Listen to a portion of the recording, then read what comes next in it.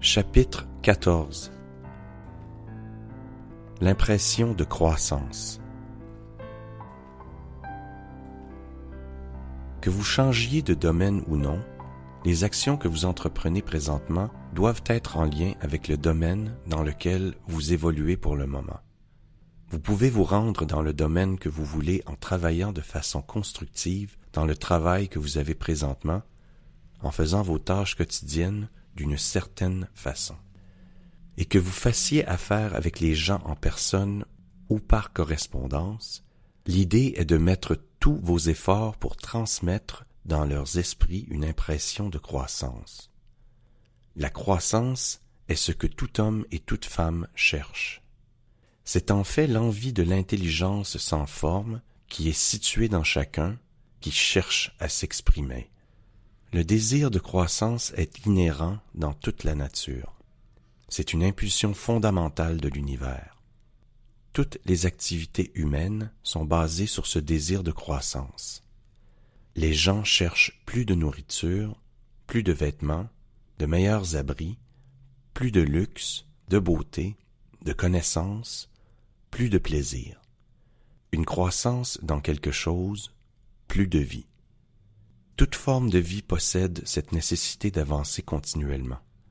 Là où la croissance cesse, une dégradation se fait sentir, la mort s'installe.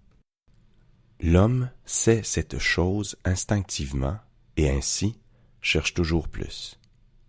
Le désir normal de richesse grandissante n'est pas une chose mauvaise ou répréhensible.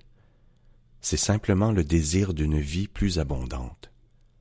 Et puisque c'est profondément dans leur nature, tous les hommes et femmes sont attirés par ceux et celles qui peuvent leur donner plus.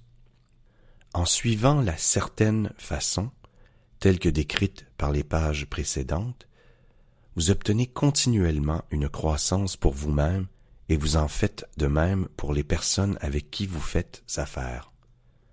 Vous êtes un centre créatif à partir duquel la croissance est donnée à tous. Soyez conscient de ceci et transmettez l'assurance de ce fait à chaque homme, femme et enfant que vous rencontrez. Peu importe la grosseur de la transaction, même si ce n'est que de vendre un bonbon à un enfant, mettez-y la pensée de croissance et assurez-vous que votre client en soit imprégné. Transmettez l'impression d'avancement dans tout ce que vous faites afin que chaque personne puisse recevoir l'impression que vous êtes une personne qui va de l'avant et que vous permettez ce même avancement à chacun qui fait affaire avec vous. Même aux personnes que vous rencontrez socialement, sans aucune intention d'échange commercial, à qui vous ne tentez pas de vendre quoi que ce soit, offrez-leur votre pensée de croissance. Vous pouvez transmettre cette impression en maintenant, avec une foi inébranlable, que vous êtes sur cette voie de croissance et en laissant cette foi inspirer, remplir et imprégner chaque action. Faites tout ce que vous faites avec une conviction ferme que vous êtes une personne qui va de l'avant et que vous permettez aux autres d'avancer de la même façon. Sentez que vous devenez riche et qu'en y arrivant, vous rendez les autres riches et que vous transmettez les bienfaits à tous. Ne vous vantez pas de votre succès. N'en parlez pas sans nécessité. La véritable foi implique qu'il n'y ait pas de vantardise. Là où vous trouverez quelqu'un qui se vante, vous trouverez quelqu'un qui doute et qui a secrètement peur. Ressentez simplement la foi et faites-la travailler dans chaque transaction. Laissez chaque action, chaque regard exprimer silencieusement l'assurance que vous devenez riche, que vous êtes déjà riche. Les mots ne sont pas nécessaires pour communiquer vos sentiments aux autres. Ils sentiront ce sentiment de croissance en votre présence et seront attirés vers vous à d'autres reprises.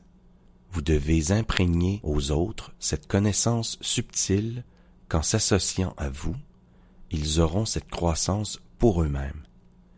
Voyez que vous leur donnez une valeur plus grande que la valeur financière qu'ils vous donnent. Ressentez une fierté honnête en faisant ceci, laissez tout le monde savoir et vous ne manquerez jamais de clients. Les gens vont là où on leur offre de la croissance. Et le suprême qui désire la croissance dans tout et qui sait tout, amènera vers vous des hommes et des femmes qui n'ont jamais entendu parler de vous. Votre entreprise grandira rapidement et vous serez surpris des bénéfices insoupçonnés que vous recevrez. Jour après jour, vous pourrez faire des affaires plus fructueuses, avoir plus d'avantages et aller dans un domaine plus agréable, si c'est ce que vous désirez. Mais en faisant ceci, vous ne devez jamais perdre de vue votre vision de ce que vous voulez ou votre foi et votre intention d'obtenir ce que vous désirez. Laissez-moi vous donner ici une autre mise en garde concernant votre motif. Faites attention à la tentation insidieuse de vouloir obtenir du pouvoir sur les autres. Rien ne peut paraître plus attrayant à l'esprit non informé ou partiellement développé que l'exercice du pouvoir ou de domination sur les autres. Le désir de régner pour une gratification égoïste a été la malédiction du monde.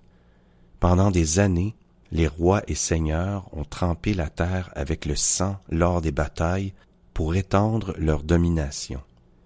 Ceci n'est pas pour offrir plus de vie à tous, mais bien pour gagner plus de pouvoir pour eux-mêmes. À ce jour, le but premier des entreprises et du monde industriel est le même. Les hommes utilisent des armées de dollars et dévastent la vie de millions de personnes pour la même folie d'obtenir du pouvoir sur les autres. Les rois commerciaux ou politiques sont inspirés par le goût du pouvoir. L'esprit qui cherche à maîtriser les autres opère sur le plan compétitif. L'esprit compétitif n'est pas créatif. Afin de maîtriser votre environnement et votre destinée, il n'est aucunement nécessaire de régner sur les autres. En effet, si vous tombez dans le piège de la course pour les meilleures positions, quand vous tombez dans la lutte pour en avoir plus, devenir riche devient de la chance et de la spéculation. Attention à l'esprit compétitif. Pensez à la règle d'or qui dit « Ce que je veux pour moi, je le veux pour tous les autres ».